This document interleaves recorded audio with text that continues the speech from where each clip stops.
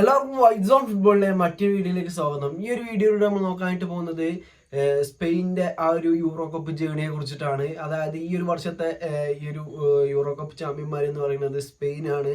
അത് ഏകദേശം ഒരു ക്വാർട്ടർ ഫൈനൽ മത്സരം കഴിഞ്ഞപ്പോൾ തന്നെ ഏകദേശം ഫാൻസൊക്കെ ഉറപ്പിച്ചിട്ടുള്ള ഒരു കാര്യമാകും സ്പെയിനാകും ഈ പ്രാവശ്യത്തെ ഒരു ചാമ്പ്യന്മാർ എന്ന് പറയുന്നത്. കാരണം ഫ്രാൻസും ഇംഗ്ലണ്ടും ഒക്കെ സെമി ഫൈനലിലേക്ക് എൻ്റർ ചെയ്തെങ്കിലും ആ ഒരു ഫോമിന്റെ ബേസ് നോക്കുകയാണെന്നുണ്ടെങ്കിൽ അല്ലാന്നുണ്ടെങ്കിൽ ഈ ഒരു യൂറോ കപ്പിൽ നമ്മൾ കണ്ട ആ ഒരു അത്രയും കളികൾ വെച്ച് നോക്കുകയാണെന്നുണ്ടെങ്കിൽ അപ്പം തന്നെ നമുക്ക് ഏകദേശം ഉറപ്പിക്കാൻ പറ്റുന്ന വിന്നർ സ്പെയിൻ ആകും. അല്ലാന്നുണ്ടെങ്കിൽ ജർമ്മനിയാണ് ആ ഒരു അങ്ങനെ ഒരു ഫോമിലൂടെ കളിച്ചു വന്നിട്ടുണ്ടായിരുന്നത്. പക്ഷേ ജർമ്മനിനെ ക്വാർട്ടർ ഫൈനലിൽ നിന്ന് സ്പെയിന് പരാജയപ്പെടുത്തിയോട് കൂടി ആ ഒരു സ്പെയിന് മാത്രമേ ഉള്ളൂ ഇങ്ങനെ ഒരു ഇൻഫോമിൽ കളിക്കുന്ന മറ്റൊരു സൈഡ് എന്ന് പറയുന്നത്. ഈ ഒരു സെമി ഫൈനലിലേക്ക് എൻ്റർ ചെയ്തപ്പോൾ 4 ടീമുകൾ എന്ന് പറഞ്ഞാൽ സ്പെയിന്, ഫ്രാൻസ്, അതുപോലെ തന്നെ ഇംഗ്ലണ്ട് വേഴ്സസ് നെതർലാൻഡ്സ് ചെയ്ത് മത്സരങ്ങൾ നടന്നിട്ടുണ്ടായിരുന്നത്. അതിൽ ഇംഗ്ലണ്ടിന്റെ കാര്യം നമ്മൾ ഏകദേശം പറഞ്ഞാണ് എങ്ങനെയൊക്കെ തട്ടിമുട്ടി കാര്യങ്ങളൊക്കെ നേടിയെടുത്ത് കണ്ട് സെമി ഫൈനൽ വരെ തട്ടിമുട്ടി കയറി എന്ന് പറഞ്ഞാൽ അത് അവിടെ നെതർലാൻഡ്സ് വേഴ്സസ് ഇംഗ്ലണ്ട് മത്സരത്തിൽ ഇംഗ്ലണ്ട് ജയിച്ചാണ് ഇംഗ്ലണ്ട് ഫൈനലിലേക്ക് എൻ്റർ ചെയ്യണേ നമ്മൾ കണ്ടു. അതുപോലെ തന്നെ ഫ്രാൻസിന്റെ കാര്യം അതുപോലെ തന്നെയാണ്. എങ്ങനെയൊക്കെയോ ഒരു സെമി ഫൈനലിലേക്ക് തട്ടിമുട്ടി കയറിയ മാതിരിക്കാണ് എനിക്ക് തോന്നിയത്. കാരണം അങ്ങനത്തെ ഫോം ആ ഒരു ഫ്രാൻസിന്റെ കളി കാണുമ്പോൾ നമുക്ക് തോന്നൂല അത്ര സെമി ഫൈനൽ വരെ പോകുമെന്നുള്ള. എസ്പെഷ്യലി യൂറോ എടുത്ത് നോക്കുകയാണെന്നുണ്ടെങ്കിൽ അത്രയും ബിഗ് ഓപ്പണൻസ് ആണ് യൂറോയില് ആ ഒരു ടീമുകൾ എന്ന് പറയുന്നത്. പക്ഷെ ഫ്രാൻസ് സെമി ഫൈനൽ വരെ പോയി. പക്ഷെ ആദ്യം ആ ഒരു സ്പെയിൻ വേഴ്സസ് ഫ്രാൻസ് മത്സരത്തിൽ ആദ്യം സ്കോർ ചെയ്തിട്ടുള്ളത് ഈ ഒരു ഫ്രാൻസ് ആണ്. ആ ഒരു കോളോമുവാനിന്റെ ആ ഒരു ഗോള്. പക്ഷെ അത് അധികം നേരം നീണ്ടുന്നില്ല. 2 റൺ അടിച്ചുകൊണ്ട് സ്പെയിന് കംബാക്ക് അടിച്ചുകൊണ്ട് ഫൈനലിലേക്ക് പോയി. അങ്ങനെ നമ്മൾ ഈ ഒരു സ്പെയിനിന്റെ ഈ ഒരു യൂറോ കപ്പിന്റെ ഗ്രൂപ്പ് എടുത്തു നോക്കുകയാണെന്നുണ്ടെങ്കിൽ ആ ഒരു ഗ്രൂപ്പിൽ അടങ്ങിയിട്ടുള്ള മറ്റ് ടീമുകൾ അല്ലാന്നുണ്ടെങ്കിൽ ഈ ഒരു വർഷത്തെ യൂറോ കപ്പിലത്തെ മരണ ഗ്രൂപ്പ് എന്ന് പറയാൻ പറ്റുന്ന ഒരു ഗ്രൂപ്പാണ് സ്പെയിൻ ഇൻക്ലൂഡ് ആയിട്ടുണ്ടായിരുന്നത്. അതായത് ഇറ്റലി, സ്പെയിന്, അതുപോലെ തന്നെ ക്രൊയേഷ്യ, അൽബാനിയ എന്ന് പറയുന്ന ഈ ഒരു 3 ടീമുകളായിരുന്നു. അതിൽ ഈ ഒരു 3 ടീമുകൾ ഈ പരാജയപ്പെടുത്തിയങ്ങാണ്ട് 1ാം സ്ഥാനക്കാരായിങ്ങാണ്ടായിരുന്നു ഈ ഒരു സ്പെയിന് റൗണ്ട് ഓഫ് 16ലേക്ക് പ്രവേശിച്ചിട്ടുണ്ടായിരുന്നത്. അവിടെ റൗണ്ട് ഓഫ് 16 ഈ ഒരു നോക്കൌട്ട് സ്റ്റേജ് ഫസ്റ്റ് മത്സരം തന്നെ കളറാക്കിയാണ് 4-1 വിജയം കരസ്ഥമാക്കിയാണ്. അതായത് മത്സരത്തിൽ ആദ്യം സ്കോർ ചെയ്തിട്ടുള്ളത് ജോർജിയ ആയിരുന്നു, ജോർജിയ വി സ്പെയിൻ മത്സരത്തിൽ.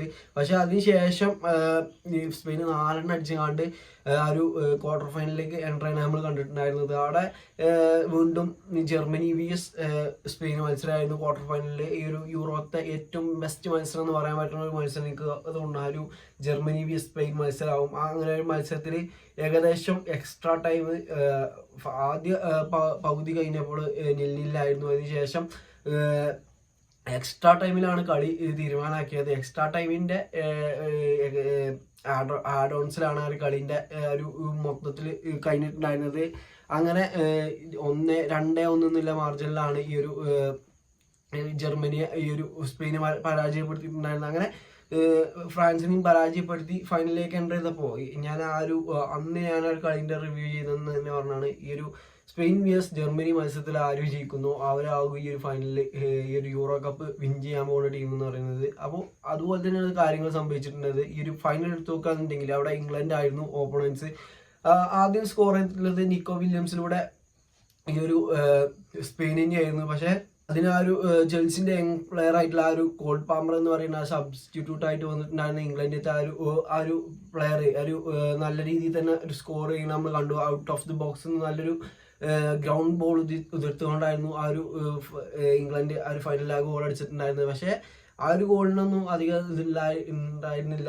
ഒരു ഏകദേശം 80-85 മിനിറ്റിലാണ് ആ ഒരു ഗോൾ വന്നെന്ന് എനിക്ക് തോന്നുന്നത്. അതായത് ഈ ഒരു ഡാനി ഓൾമോ സ്പെയിന് വേണ്ടി അടിച്ചിട്ടുള്ളത് ആ ഒരു ഗോള് ഏകദേശം 80-85 മിനിറ്റിന്റെ ആ ഒരു ഗ്യാപ്പിലാണ്. അങ്ങനെ 2-1 സ്കോറിൽ ഈ ഒരു ഇംഗ്ലണ്ട് പരാജയപ്പെടുന്നതാണ് കണ്ടിട്ടുണ്ടായിരുന്നത്. ഇംഗ്ലണ്ടിന്റെ കാര്യം എടുത്ത് നോക്കുകയാണെന്നുണ്ടെങ്കിൽ സൗത്ത് ഗേറ്റ് എന്ന് പറയുന്ന തെക്കേ കവാടായിരുന്നു ഈ ഒരു ഇംഗ്ലണ്ടിന്റെ പരിശീലകൻ എന്ന് പറയുന്നത്. ഇത്രയും അധികം സൂപ്പർ സ്റ്റാറുകൾ ഉണ്ടായിട്ട് പോലും ഒന്നും ഒരു കുന്തവും നേടാൻ കഴിയാത്തൊരു ടീമായങ്ങാണ്ട് ഇപ്പോഴും നിലനിന്ന് പോകണം. അതായത് കഴിഞ്ഞ യൂറോ കപ്പിന്റെ ഫൈനലിൽ ഈ യൂറോ കപ്പിന്റെ ഫൈനലും കളിച്ചിട്ട് ഒരു ട്രോഫി പോലും ഇന്നില്ല. അതുപോലെ തന്നെ എൻ്റെ ഇടക്കാർ വേൾഡ് കപ്പ് 2022 നടന്നപ്പോഴും അവിടെയും കാര്യമായിട്ടുള്ളൊരു നേട്ടം പറയാനില്ലാത്തൊരു മാനേജർ. അതായത് ഈ ഒരു ടീമിന്റെ സ്ട്രെങ്ത് വെൽത്തൊക്കെ നോക്കുമ്പോൾ ഈ ഒരു ടീം എനിക്ക് തോന്നുന്നത് കഴിഞ്ഞ യൂറോയിലും ഈ യൂറോയിലും ആ ഒരു വേൾഡ് കപ്പ് ഒക്കെ ചാമ്പ്യന്മാരാകാനുള്ള സ്ക്വാഡ് ഇംഗ്ലണ്ടിന് ഉണ്ട് എന്നുള്ളതാണ്. അതായത് ജൂഡ് ബെല്ലിംഗ്ഹാം, ഡെക്ലൻ റൈസ്,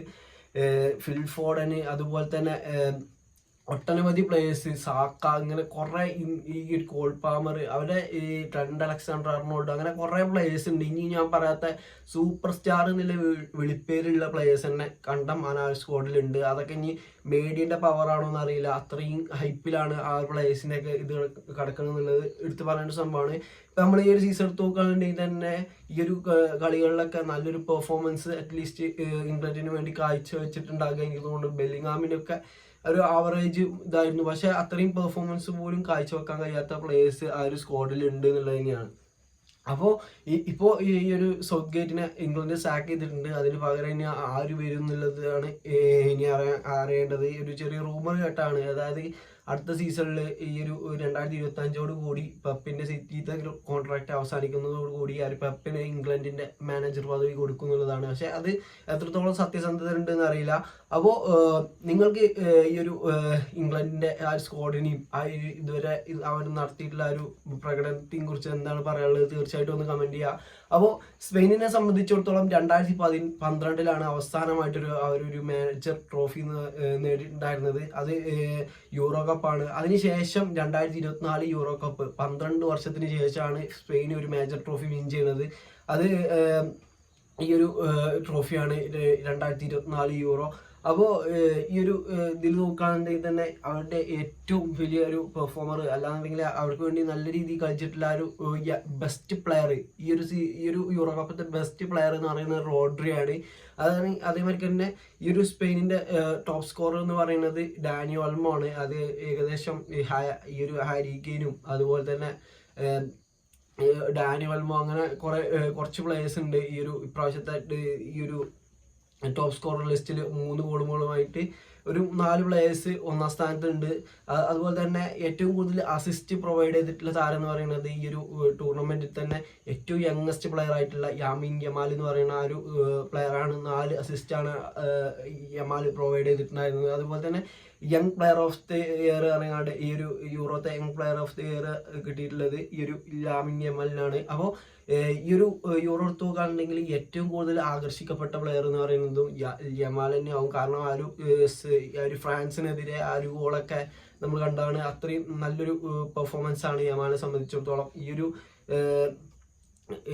യൂറോയിൽ എനിക്ക് തോന്നുന്നു 1 ഗോളെ മുമ്പിൽ നേടിയിട്ടുള്ളൂ. ആ ഒരു ഗോൾ തന്നെയാണ് ഈ ഒരു best goal of the tournament എന്ന് പറയുന്നത്. അപ്പോൾ അത്രയും മികച്ചൊരു ഗോള് ഈ ഒരു യൂറോയിൽ നേടാൻ അദ്ദേഹത്തിന് സാധിച്ചിട്ടുണ്ട്. അതുപോലെ തന്നെ ഇനി ബാഴ്സന്റെ അടുത്ത സീസണിൽ വരുമ്പോൾ ഈ ഒരു നിക്കോ വില്യംസും ഈ ഒരു യമാലും നല്ലൊരു കോമ്പിനേഷൻ നമ്മൾ യൂറോയിൽ കണ്ടിരുന്നു. അപ്പോൾ ഇനി അടുത്ത സീസണിലേക്ക് വരുമ്പോൾ മേ ബി ചിലപ്പോൾ ബാഴ്സലോണ നിക്കോ വില്യംസിനെ സൈൻ ചെയ്യാൻ ചാൻസ് ഉണ്ട്. അങ്ങനെയാണ് നമുക്ക് ഇനിയും ഒരു കൂട്ടുകെട്ട് കാണാൻ കഴിയും. ഇന്നത്തെ വീഡിയോ ഇത്രേ ഉള്ളൂ. ഈ ഒരു വീഡിയോ നിങ്ങൾക്ക് ഇഷ്ടപ്പെടുകയാണെന്നുണ്ടെങ്കിൽ തീർച്ചയായിട്ടും കൂടെ നൽകുക. ഓക്കെ.